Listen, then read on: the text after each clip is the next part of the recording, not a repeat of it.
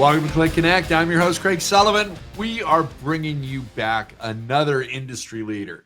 And for this show, I want to bring my friend. He's also our public relations consultant for the California Lodging Investment Conference, Mr. Chris Daly, president of Daly Gray Public Relations. Just a wonderful human being.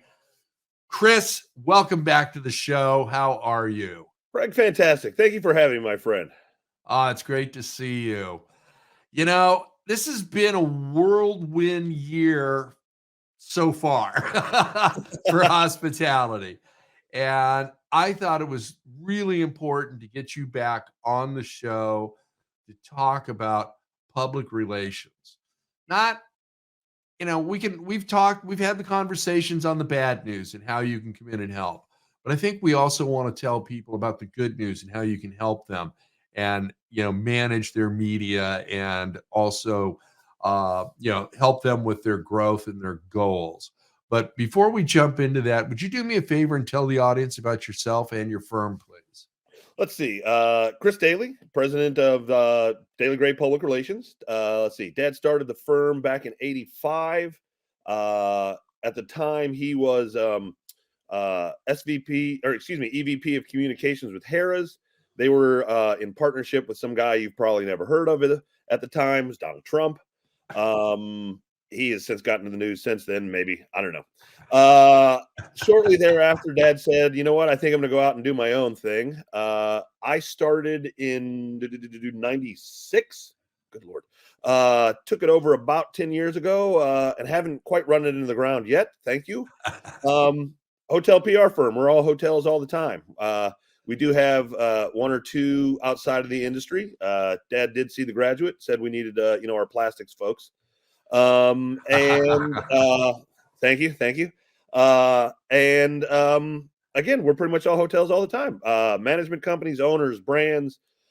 We once had a plastic thermoformer, seriously, but he made the feet that went on the underside of toilets because somebody has to do it, but he only did it for hotels. So we figured, hey, that's good enough. So that's kind of who we are and what we do.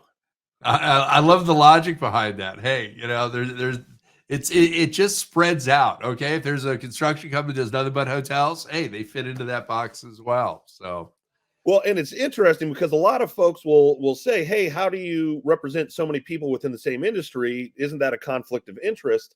And we actually find that it gives us what we consider at least a broader view of the industry. I mean, you see it from your perspective. We see it from the owner's perspective, the management's perspective, the brand's perspective, et cetera, et cetera. So it's been a nice niche that we kind of fell into and are happy to be here. Thank you very much.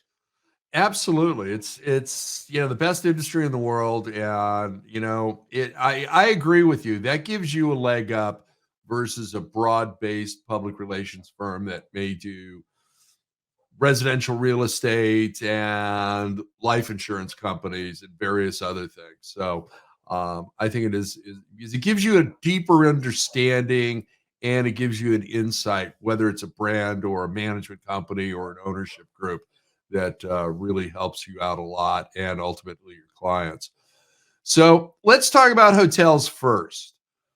We seem to be on that trend again where we are having a lot of announcements of new brands. Most of them seem to be in the extended stay segment, which was the darling of the industry through the pandemic and beyond. Yep. So, what are you seeing out there with the brands and all these new flags that are coming out? I mean, I got to be honest with you. It depends entirely on who you're asking. My friends in the brand side, of course, think that this is a great opportunity to expand market share. This allows you to get into new areas that they may already be, but it gives you another flag to do that. Whereas I have heard a little bit of grumbling from some of the owners and management companies about the over proliferation of flags. But I mean, I've been doing this long enough that I've heard that song and dance once or twice before. So it seems like business as usual. Growth, which is a great thing. I was reading a Wall Street Journal. No, I think it was a New York Times article, and it was about I believe it was the airline industries, and the reporter was saying how they hadn't done anything to expand their offerings, and it called out, apropos of nothing, the hotel industry. I think it was It's either a new Hyatt brand or a new Hilton brand as an example of an industry that continues to innovate. So reporters even outside of the industry seem to be thinking we're doing a pretty good job. I agree. I mean, we saw I believe a vice president of communications for Hyatt on CNBC last week, being quoted a lot in the Wall Street Journal, Financial Times, LA Times. Not to mention all of our trade organizations or trade publications, I should say.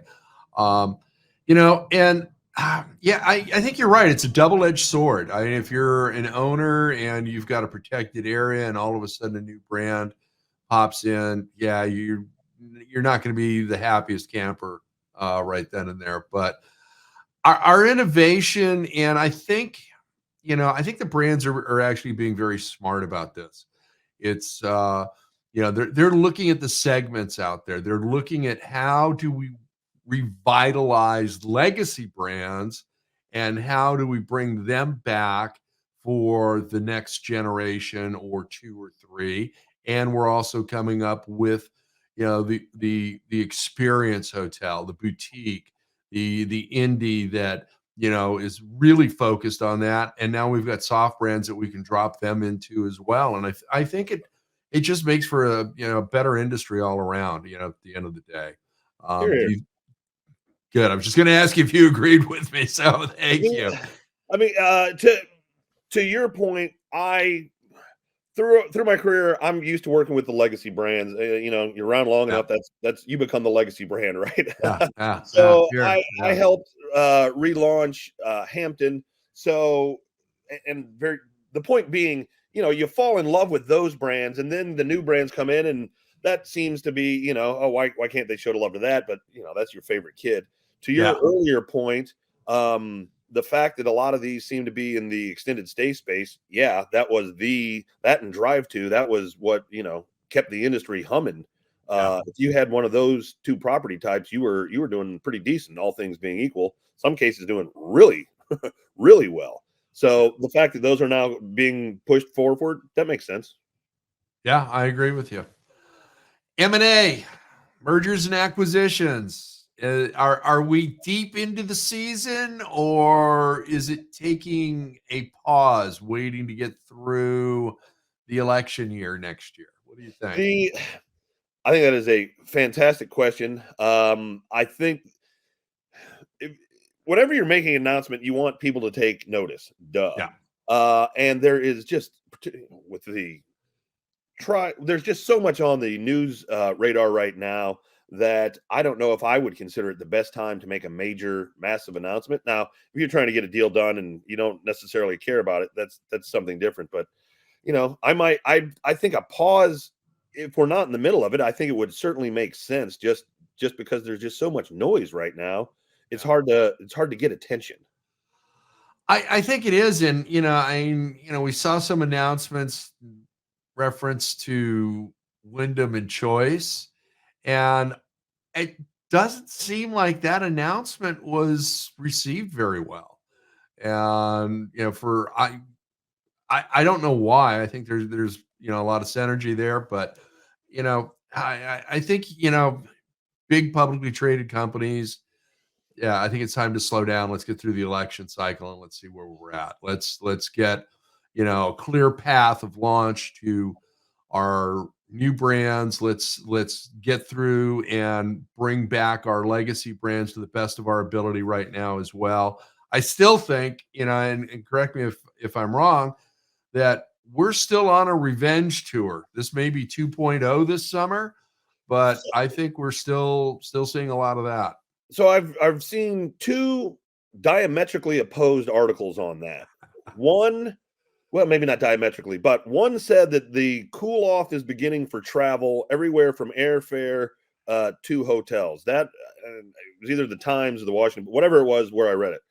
The very next day, there was an article about how boomers, and I guess now maybe even Gen X, are spending still more. So while younger people are pulling back in their travel, older generations are doubling down even more, I guess was the implication of the article. So I don't know what that says about the overall, but I, I had Everyone keeps telling me that they expect the summer to be fantastic. That article was the first indication I had seen of any thought of slowdown.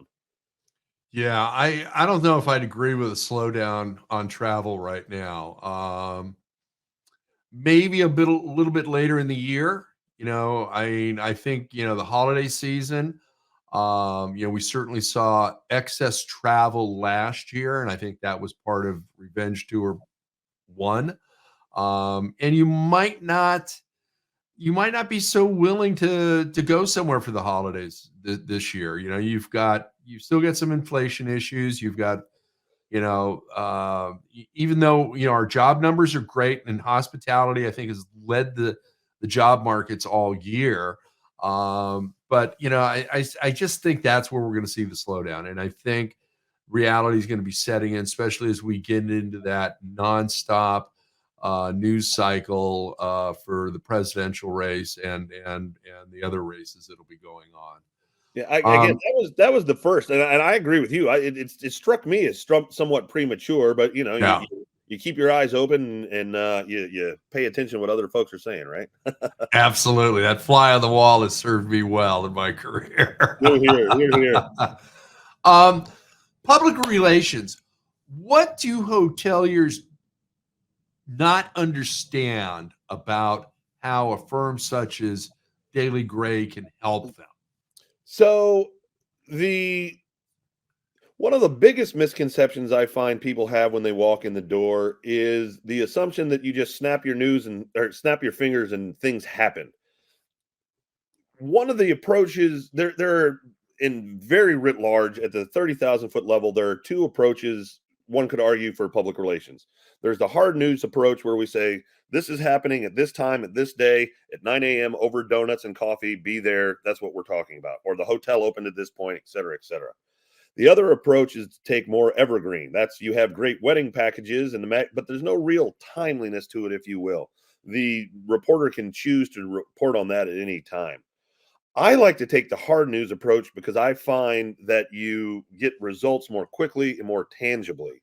So, one of the biggest misconceptions is how do you do that? What is it that is worth taking to the media? What is it that, or if you want to be involved with the media, but maybe you don't have something compelling immediately, how do you craft a message that is timely, interesting, educational, entertaining, whatever your ultimate goal is, that is going to be picked up by the media? It's the not really knowing what it is that you don't know kind of problem, I think, is one of the larger ones that I encounter. Yeah, I agree with you, and I think that's an issue that's really not just limited to hospitality. Um, I've probably been complaining about our travel partners all year. Airlines and rental car agencies are always top of that list, and they're also an easy target. For a lot of various reasons.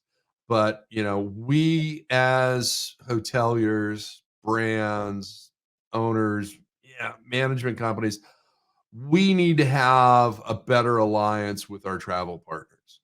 Oh, here, Um, here. and why that seems to be such an issue, I don't know. We need the airlines and the car rental agencies to get the traveling public to our properties. Um, Flip side of that coin, the airlines need us. They need to put their flight crews in places. Um, the car rental agencies, they seem to be pretty much local staffs, but they're dependent on the auto manufacturers for their cars. And if there's no chips, they're not getting any new cars, and they're hanging on to their cars longer. So there's a lot going on there and a lot to unpack. And it's really just an example on how we need to cooperate and be nicer to one another and take care of the public. I mean, I don't know if I'd want a flight crew job for my grandson or my son right now, because I think the American public has just been horrific traveling. And the favorite target every time is alcohol. Okay. I'm reading an article this morning. Should they start limiting drinks at the bar in the airports? And I said, well, you're still going to have somebody sitting out front having a cigarette and a flask, and they're going to Yes. empty that flask before they go in. Yes. So I'm not sure And that's the right approach. I just saw what I think there's a new thing, I guess, for lack of a better word, airport pub crawls. So to hit Yeah. as many bars as you can before you get on your flight.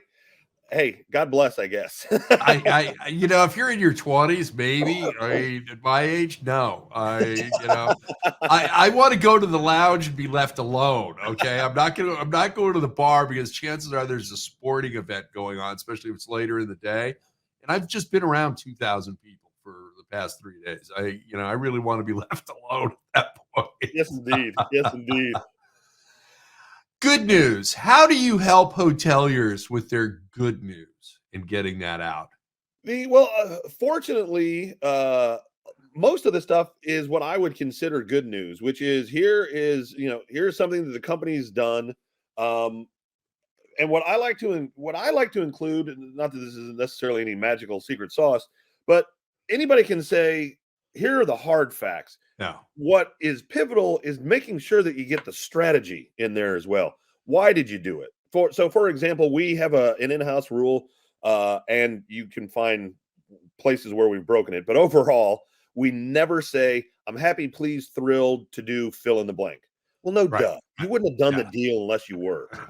Let's talk about why you did the deal. This is the first. This allows us new entry into a new marketplace. This expands our reach. This is a new brand. This is a new whatever for us, and this is important because. So that's one of the things that I think that we try to really help and encourage to get the messaging out from clients. Don't make it as big as you can. I mean, you don't want to shove too much in a bag, but you can incorporate more than just the hard facts. And that to me is what makes a good press release a great press release. I agree. If you get that little glimpse inside the organization, that team, that camaraderie, and that comes through the press release, that's golden as far as I'm concerned. I think you and I have both seen press releases that were incredibly average, never touched on that. Yeah. Never touched back on an organization's giving back to the communities that they're in. Not touching on what they're doing to retain their teams on site and how they're, changing their culture for the better. Ultimately, the purpose of a press release 9 times out of 10 is you want somebody to pick up the phone and say, hey, I'd like to do business with you. Yeah. If that's the case, let them know who you are.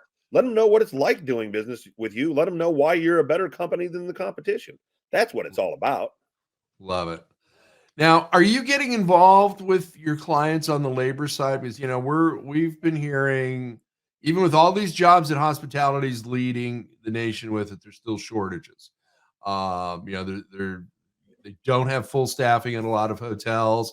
Are you getting involved with that with your clients? Are you helping them craft their releases, say on LinkedIn and various other social media platforms for, hey, we're looking for a director of sales or an accountant or front desk or GM. Are you helping with that mission? On that level, typically not. However, at the higher corporate level, yes. So, for example, I have one client, HVMG. They put together a program to which is focused entirely on finding new employees. They put together a division that does like 75 to 90% of the hiring before the person gets to the property. So I help them publicize that. We did press releases, we do updates, we talk about how well the program is going. So at the corporate level, yes. At the property level, not so much. Personally. That being said, I know that there are other people on the team that work on those type of things. Yeah. And that, at the property level, that's probably best because they know the market, they know who their competitors are, who's got, some outstanding, associates on site that, maybe they can be convinced to come to work for us. So, how about social media? How much of an impact are you having with your clients on social media? social media. That's something that's very vital in today's market for hospitality. It is. Every day is a new challenge. Yeah. Twitter used to be a go-to. Now that's, A toilet. yeah, dumpster fire. I mean, I don't. To me, you've got LinkedIn, which is how a business person talks to a business person. You've Yeah. got Facebook, is how you talk to your friends. One of the things that Twitter was particularly useful for, from my perspective, was that was a good place that news occurred. You could send stuff out, reporters would send it, and again, that's biased and selfishly where I'm most interested is getting the reporters. And I don't know that there has been a replacement for that yet. There will be. It's just a matter of time. Some point, yeah. But I don't know that it's there yet. Yeah, I don't know either. And and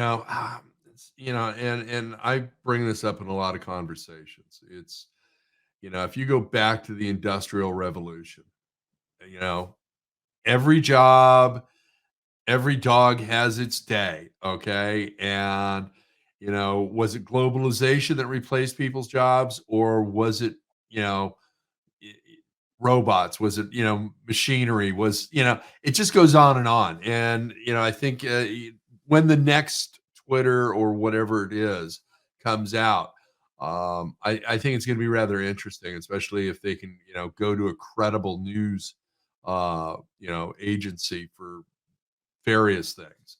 Well, Whether it's hotel management, hotel business, Hotel News Now, on and all of them. I'm curious about your thoughts. I'm personally not sold even remotely on all the metaverse stuff.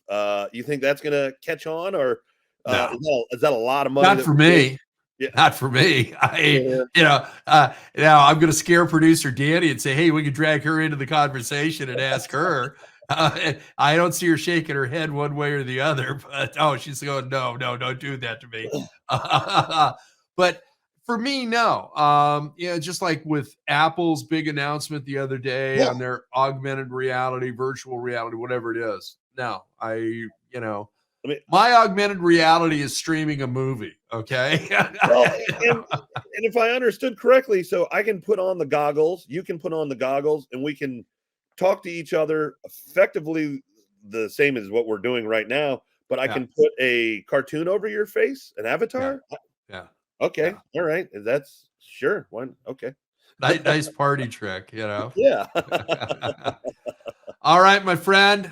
It is time for our lightning round. Let's do it. Okay. Producer Danny's putting 2 minutes on the clock. Word association. First thing that pops into your head, starting now. Capital. Markets. Hotels. Good. New brands.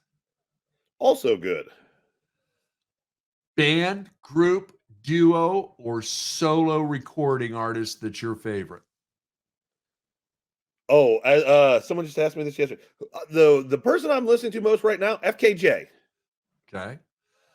Favorite movie. Under the Cherry Moon. Nice. Not really, but I love it.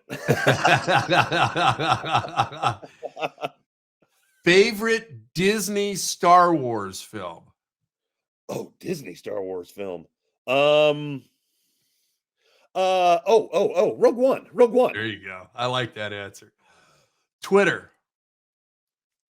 Dumpster fire. Favorite sports team. Blackhawks. Favorite vacation city or place. Favorite vacation city or place. Nice. Nice. All-inclusive resorts. Meh. You did that with 45 seconds left, my friend. Hey! So, Chris, to wrap up our conversation, what one thing do you want the global hotel community to know about you and your company? We're here to help. If you've got messaging, particularly at the B2B level, if you're looking to expand your business, we certainly do the heads in bed stuff as well. but I like to think that our sweet spot is the B2B. So if you're looking to grow your company, if you're looking to expand your messaging, if you've had problems breaking through and getting your messages out there and picked up, we're happy to help. Always here and would love to talk to you. Nice.